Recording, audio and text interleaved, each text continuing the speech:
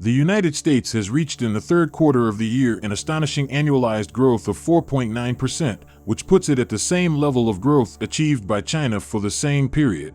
Today, I will tell you how it is possible that this country has achieved a level of growth only comparable in its recent history to that of the post-pandemic quarters, despite having the highest interest rates of recent years and with so many analysts and credit rating agencies predicting a recession. However, I must warn you that not everything that glitters is gold.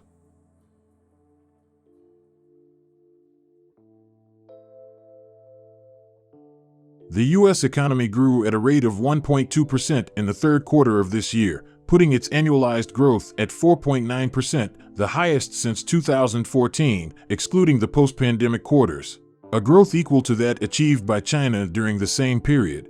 This surprising growth, especially considering the maturity and large size of the U.S. economy, comes in the midst of an economic period that is not considered particularly favorable for the country.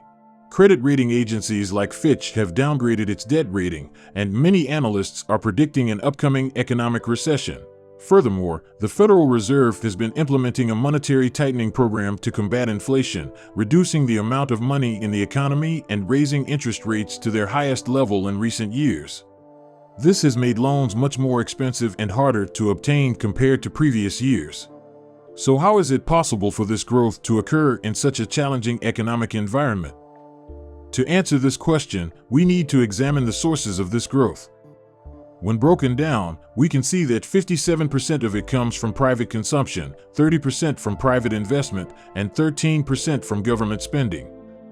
In other words, the increase in people's consumption was responsible for over half of this growth. Since it's not immediately clear how people could have increased their consumption in the current interest rate environment, we need to further dissect this growth.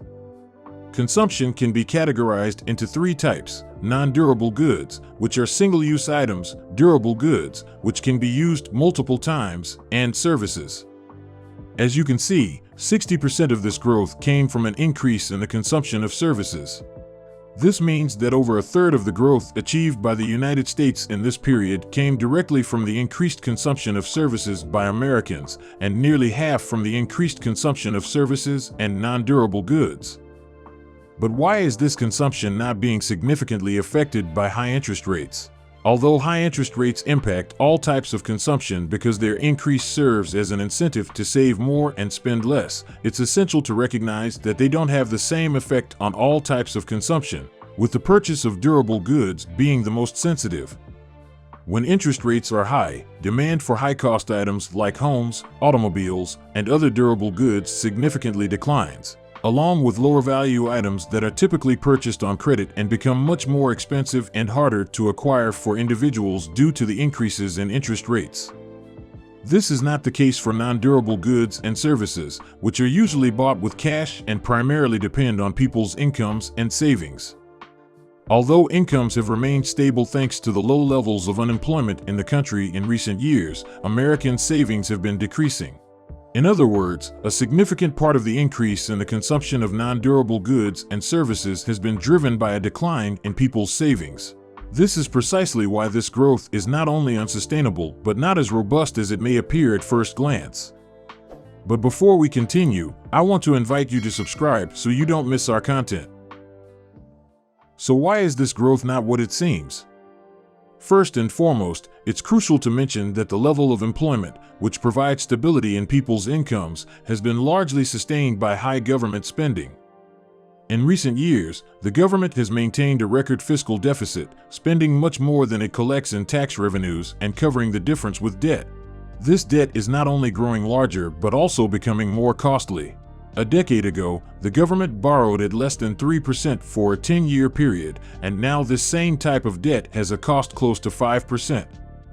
This makes it unsustainable to maintain these deficit levels, and it will force the government to reduce its spending and investment, which, of course, will result in lower future growth in that area.